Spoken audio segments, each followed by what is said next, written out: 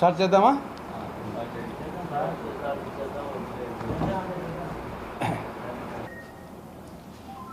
ముఖ్యమంత్రి గారికి, మంత్రులకు, నూతనంగా గెలిచిన ఎమ్మెల్యేలకు, ఎంపీలకు అందరికీ కాంగ్రెస్ పార్టీ పరంగా అభినందనలు, శుభాకాంక్షలు తెలియజేస్తున్నాం.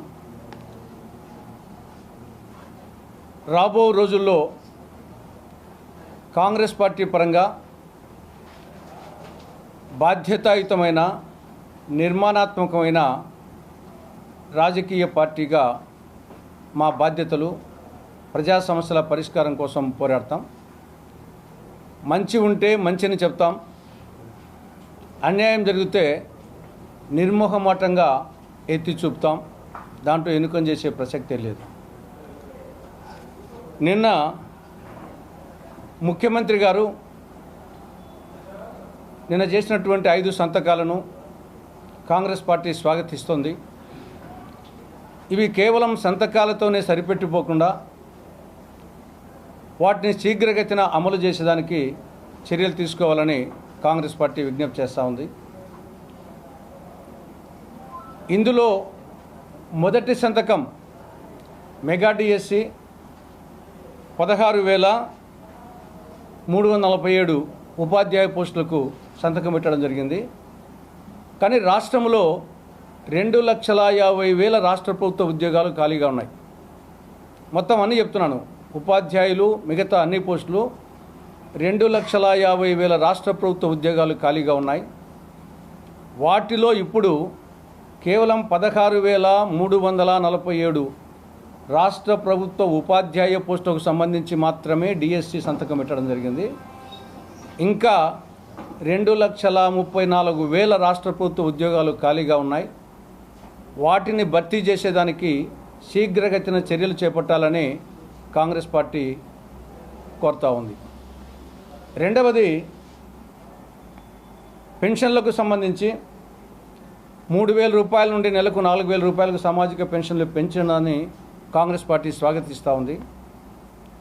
కానీ అదే సమయంలో ఎస్సీ, ఎస్టీ, బీసీ, మైనారిటీలకు సంబంధించి 50 ఏళ్ళు దాటిన వారికి కూడా, ఇంతవరకు 60 ఏళ్ళు దాటిన వారికే ఇస్తున్నారు, 50 ఏళ్ళు 60 మధ్యలో ఉండే వాళ్ళకు కూడా ఇస్తామని మీ మేనిఫెస్టోలో పెట్టడం జరిగింది.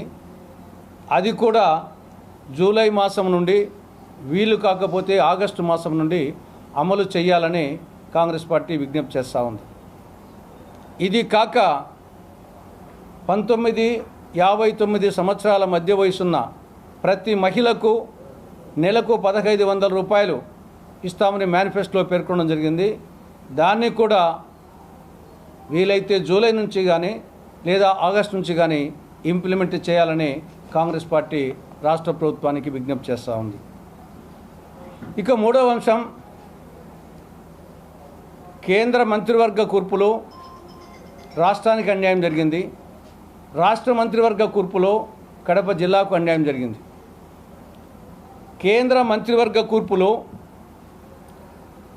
29 మంది ఎంపీలున్న మధ్యప్రదేశ్కు 5 కేంద్ర మంత్రి పదవులు ఇవ్వడం జరిగింది.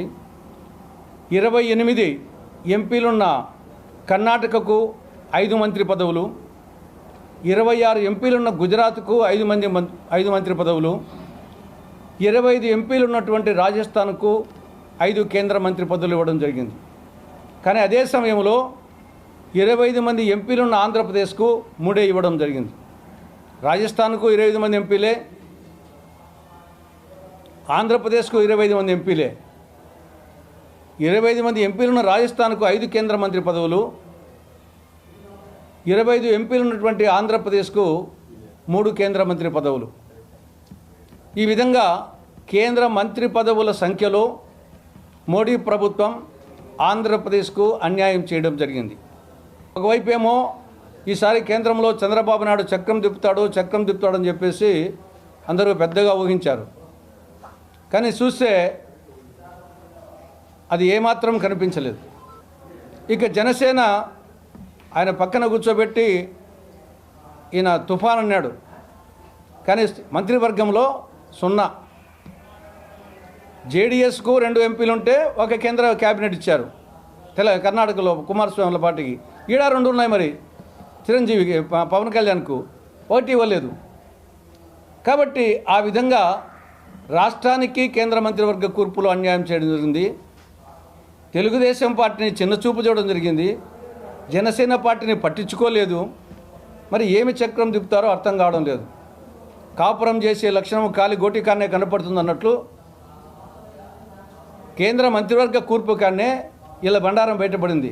వీళ్ళు ఇంకా ప్రత్యేక హోదా ఏం తెస్తారు, కడప జిల్లాలో స్టీల్ ప్లాంట్ ఏం పెడతారు, రాయలసీమకు ఉత్తరాంధ్రకు స్పెషల్ డెవలప్మెంట్ ప్యాకేజ్ ఏం చేస్తారు చూద్దాం, వస్తే మంచిదే.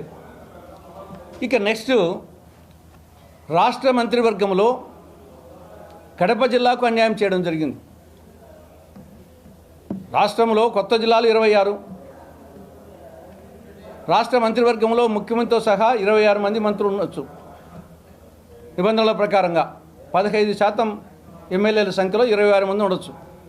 కాబట్టి జిల్లాలు 26, మంత్రులు 26, కేంద్ర ముఖ్యమంత్రి సహా. కాబట్టి 26 జిల్లాలకు 26 ఇవ్వచ్చు. ఒక్కొక్క జిల్లాలో 7 మంది ఎంపీలు ఉంటారు, 7 మంది ఎమ్మెల్యేలు ఉంటారు యావరేజ్గా.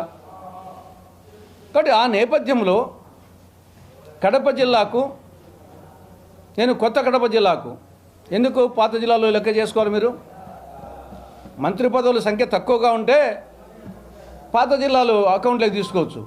మీకు కొత్త జిల్లాలకు కొత్త మంత్రులకు సంఖ్య సమానంగా వేయేటప్పుడు పాత జిల్లాలు ఎందుకు తీసుకోవాలి? కొత్త జిల్లాల ప్రకారమే ఇవ్వాలి. ఏం జిల్లాలు ఏమన్నా మళ్ళా కలుపుతావో చెప్పండి. కాబట్టి కడప జిల్లాలో 4 వచ్చేసి టీడీపీ ఎమ్మెల్యేలు ఉన్నారు. మీ మిత్రపక్షం బీజేపీ తరపున ఒకరున్నారు, 5 మంది ఉన్నారు. 5 మందిలో ఒక్కరు కూడా మంత్రి పదవికి అర్హులు లేరా? గతంలో జగన్ ప్రభుత్వంలో ఒక ముఖ్యమంత్రి, ఒక ఉప ముఖ్యమంత్రి ప్రాతినిధ్యం వహించిన జిల్లా ఇది.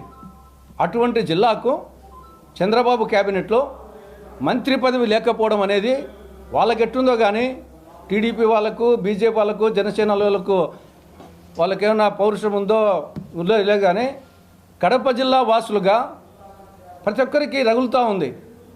ఏమి కడప అంటే ఇంత చిన్న చూపా అని చెప్పేసి.